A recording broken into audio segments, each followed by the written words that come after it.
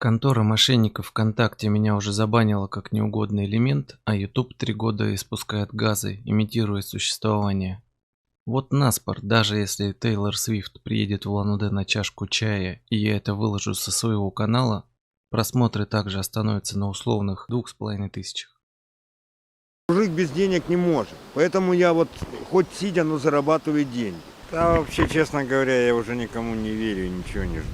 Продолжаем агонизировать на ютубе с договорничками между врагами свободы, варьем и 300 просмотрами на видео. Думаю, настало время сравнить DDR4 и 5 между собой. Тем более, что цены на новую стали уже не в 4 раза выше, а при желании всего в 1,5. И одно дело прогресс, который подразумевает, что более новое железо должно быть быстрее, мощнее, при меньшем потреблении, холоднее и тому подобном. И сравнивая, например, Ryzen 7500F с 5600, мы видим заметный прирост. Но воровка Doctors.ru, так заботясь о совместимости кулеров на AM4 и 5, забыла позаботиться о главном – поддержке DDR4 памяти, которую добавили злодеи из Intel. Но они же вроде как о работягах-то простых не думают, а вот в AMD это совсем другое дело. Короче, померим показатели i5-14600K на DDR4 и 5 в играх и алгоритмах AIDA. Думаю, среди них найдутся аналоги в каких-то реальных программах, использующих схожие.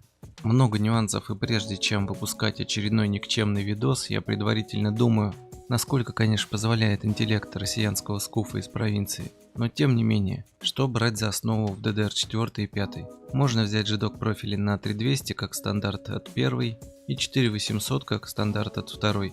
Но есть подозрение, что 4800 это как условные 2133 на момент появления DDR4, то есть буквально самое днище. Конечно, мы его используем, но добавим и XMP из коробки, а в третьем случае попытаемся разогнать модули и убавить тайминги, чтобы сымитировать какие-то более приличные модули тысяч за 10-13 рублев. Вас постараюсь не грузить непонятной информацией, сделаю проще. Возьмем от 4 и 5 те модули, что будете использовать вы плюс-минус, и в целом большинство людей. От DDR4 у нас Kingston фуры, с XMP на 3600 и 3733, но второй работать отказывался на 12-14 поколении в Gear 1. Из них, значит, мы сделаем 3200 с 22-22-44, как в ноутбуках и условных офисах, а также 3600 с 17-21-21-39, как в... Да нигде. Обычно я использовал 18-22-44, ну а тут считайте слегка получше. От DDR5 я достал опасеры 5600 в XMP 46, 45, 45, 90. Сделал из них стандартные, насколько могу предполагать, 4800 в 40, 40, 40, 70. А также в третьем варианте разогнал их до 6000 при 38, 42, 42, 84 и трефами в 35 тысяч. При 40 и до максимальных 60 память, судя по всему, перегревается к середине второй минуты и выдаются ошибки. Стабильность проверялась в последней версии TM5 в пресете лосося V3 по полчаса плюс-минус. Далее мне надоедало ждать. Материнскими платами для теста я использовал ASRock Z690 Riptide для DDR4 и Maxan B760M D5 для DDR5. Как вы понимаете, вначале прогоним синтетику в AIDA, CPU Z и глянем в HV-Info. Чтобы не бегать за лупой, как верховный детектив, разглядывая циферки, я отдельно выписывал показатели, которые можно сравнить на одном экране. И что мы видим? В CPU Z никаких изменений от типа памяти и частот не прослеживается, что логично. В тесте памяти AIDA невооруженным глазом заметно огромное преимущество DDR5 над 4 по скоростям, а задержки выросли гораздо меньше. L1 кэш процессора выдает те же цифры, L2 и L3 аналогично, то есть i5-14600KF работает одинаково на обоих типах памяти. Далее глянем на дополнительные алгоритмы, выбрав лучшую от 4 и 5. Не забываем, что показатели не бывают одинаковыми, так как любой пук в винде может на него слегка повлиять, поэтому незначительные изменения во внимание брать не будем. И снова буквально одинаковые показатели, кроме одного алгоритма – PhotoWorks. Дабы убедиться, что это не совпадение, проверим остальные. И да, частоты памяти напрямую влияют на производительность даже больше, чем число ядер или их частота. Если что, Xeon E5 работали в 4-канальном режиме. Это означает, что все программы с графикой, фотографиями и тому подобному могут работать значительно быстрее на процессоре с DDR5. Однако наибольшее энергопотребление в нагрузке без лимитов составило 153 Вт на 4 и аж 192 Вт с DDR5. Держим в уме, что материнки бывают разными, как и подаваемый вольтаж. Тем не менее, к топящим за энергоэффективную DDR5 для экономии 5 копеек в год есть вопросики. В остальном же изменений фактически нет никаких. Хорошо, перейдем к играм. Тут такое дело. У меня пока что только RTX 2070, но я постараюсь выкрутить настройки так, чтобы можно было сравнивать. Мы ведь не тесты видеокарты делаем.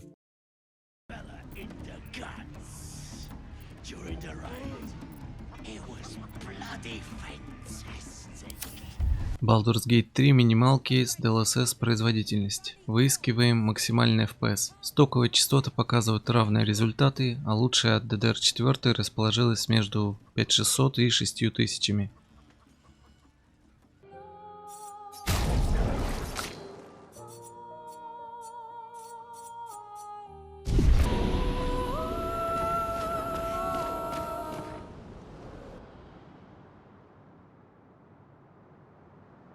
В Экспедиции 33 я переоценил возможности старой RTX в Unreal 5 и пришлось плотно побегать по локациям, где слишком очевидного упора в карту не было бы. И тут получилось, что DDR4 в 3600 в данной игре будет аналогом чем-то вроде 5200 МГц на DDR5. Общее отставание 3600 от 6К 9 кадров или 6%. Это передовой движок на сегодня, напомню.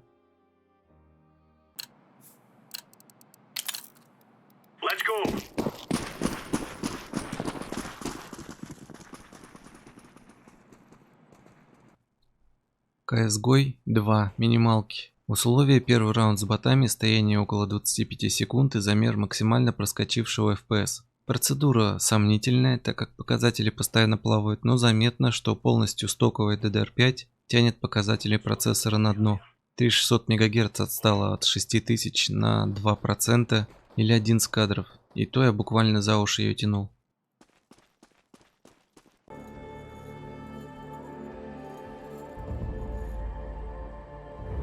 Гейб живет до октября, ультра со сниженным разрешением, без FSR, разумеется, так как он повлияет на показатели. К сожалению, жирная свинья даже реплей умудрилась поломать, и в варианте с 3600 повлиял лимит FPS, который занижает общий, то есть в зачет он не пойдет. Синхронизируем кадры, это чтоб не говорили, что я подкрутил или выдумал, и смотрим на минимальный FPS. 23 Вт сверху жрет процессор при работе с DDR5. Можно сказать, что разница между 6К и 3600 снова, если и будет, то копеечная.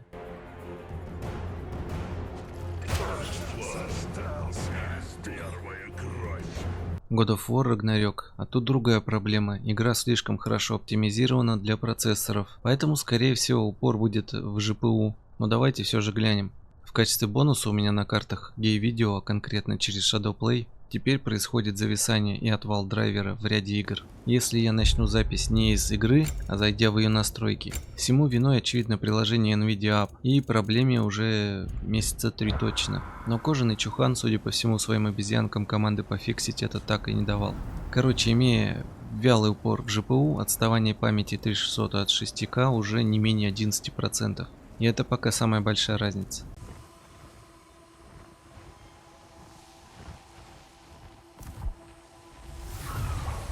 No Rest for the Wicked, Ultra с DLSS, DDR5 на 13% быстрее. Новый рекорд.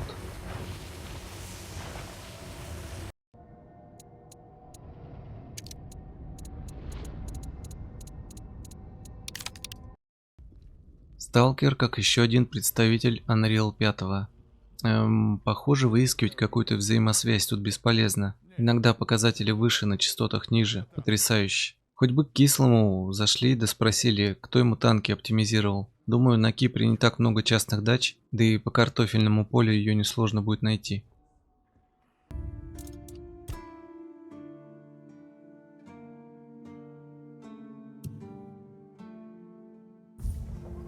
Оскверненный Грааль, настройки Ультра Кошмар с DLSS, движок Unity 6, вероятно. Разница между 4 и 5 памятью не стоит упоминания.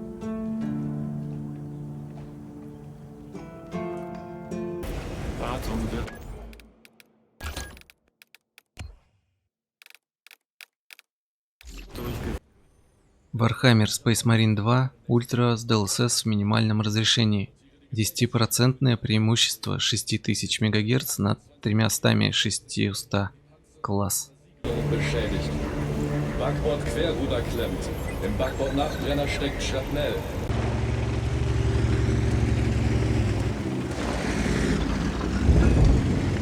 Танки ультра со снижением разрешения. 6% преимущество над лучшей от ДДР-4.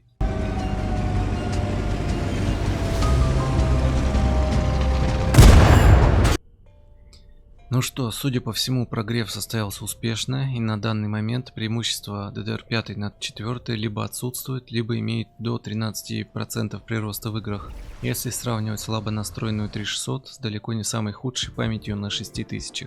Кто-то обязательно заявит, что тесты не тест и вообще надо замерять 1,01%, но этот показатель в основном для дурачков, так как, например, если добавлять его через RevoTuner, то он не имеет пассивных замеров, и его нужно включать как бенчмарк. А в этот момент происходит лаг, который роняет показатели до 30-40 кадров во всех случаях. В зависимости от цифр изначально, чем он выше, тем больше останется. С чем связан такой наглый, я бы даже сказал, бессовестный наеб покупателей? DDR5 это скам, что ли? Конечно, нет. Дело в том, что контроллеры памяти в существующих процессорах попросту не готовы к поддержке DDR5 в ее изначальном состоянии. И даже Command Rate 1 на ней выставлять не сможете, что дало бы небольшой прирост, в то время как на 4 у вас шансов побольше. А еще 5 изначально на Ryzen и Intel работает в режиме Gear 2, то есть частота контроллера ниже самой памяти в 2 раза. На DDR4 до достижения потолка процессор может выдерживать работу в Gear 1 на уровне 4000 МГц. Владельцы Ryzen на M4 подтвердят. Но и тут все зависит от удачности конкретного экземпляра. В среднем почти все могут работать на 3733. 10-е поколение Intel имеет самый крепкий контроллер, поэтому они способны работать в режиме 1 к 1, точнее там этого даже и не было еще, и до 4400 МГц. Конечно, с повышением напряжения и нагрева. А вот начиная с 11-го поколения что-то изменилось в архитектуре, и потолком для них стали 3600-3733 МГц. И увеличение вольтажа на контроллер может не принести никакой пользы. В Intel изначально об этом знали, поэтому они просто заблокировали для большинства обывателей такой параметр, посчитав его неэффективным, но потенциально повышающим риски деградации и выхода процессора из строя.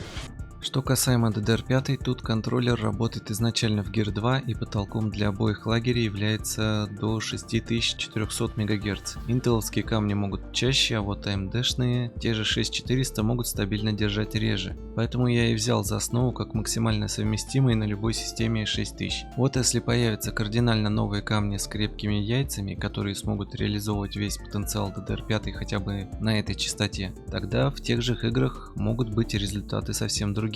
Так ведь еще остро встает вопрос по нагреву модулей. На 4 вы без вазелина можете спокойно настроить память без радиаторов до более приличных значений, а на 5 вам понадобятся модули с радиаторами. И не китайскими ЛГБТ из какой-то смеси пластика с алюминием, который даже не контактирует с чипами, то есть тепло тупо не отводится. Посмотрите обзоры, если мне не верите. Они легко достигают 60 градусов, теряя стабильность, что ведет к внезапным вылетам или синему экрану, а превышение этой температуры грозит ускоренной деградацией чипов и выходу их из строя. Кто-то скажет, так это обоссанные 6000, вон есть модули на 7200 и 8000, вот там-то сила проявляется. В тесте AIDA цифры за 100 тысяч. Как бы да, но контроллер памяти никуда не делся, и чтобы поддерживать подобную частоту, он падает уже не в 2, а в 4 раза, работая в условном Gear 4. И получается, что вы разгоняете пустоту задорого. Маркетологи могут рисовать любые цифры, а инженеры об этом молчат, потому что не хотят потерять работу. А вы покупаете мать за 100 кусков, память за 20-30, чтобы получить буквально воздух. Лично я для себя ответ на вопрос уже получил, а вы, если придерживаетесь позиции строчек Пушкина «Я сам обманываться рад», можете убеждать себя в обратном, это ваше право.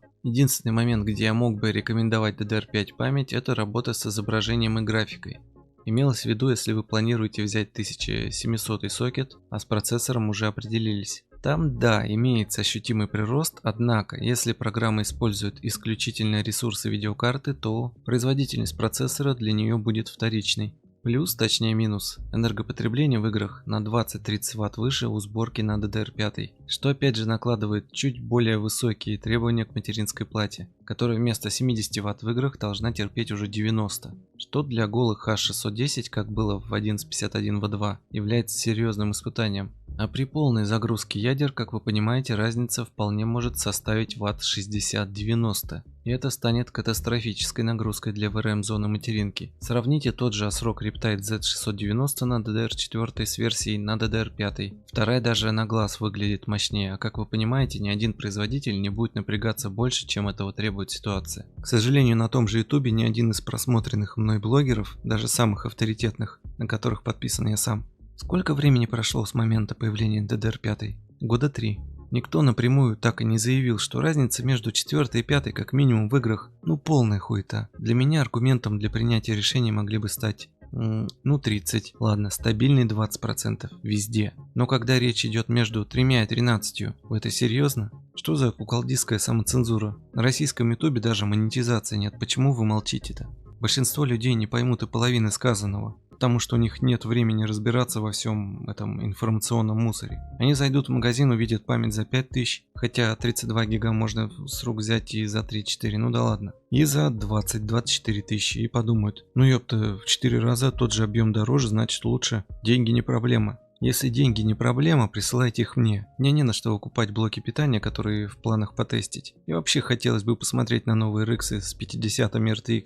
Но я раскатал губу и, конечно, пошел нахер вообще. Из-за молчания блогеров и так называемых журналистов, которые с недавних пор стало ругательным словом, вся индустрия идет по пути обмана. И ситуация только продолжит усугубляться. А на сегодня все. Подписывайтесь на канал, оставляйте комментарии, делайте репост, хотя... Подонки! Все хотят наебать! Все хотят наебать! За что? За что? Наебать! Кого? Я их кормлю!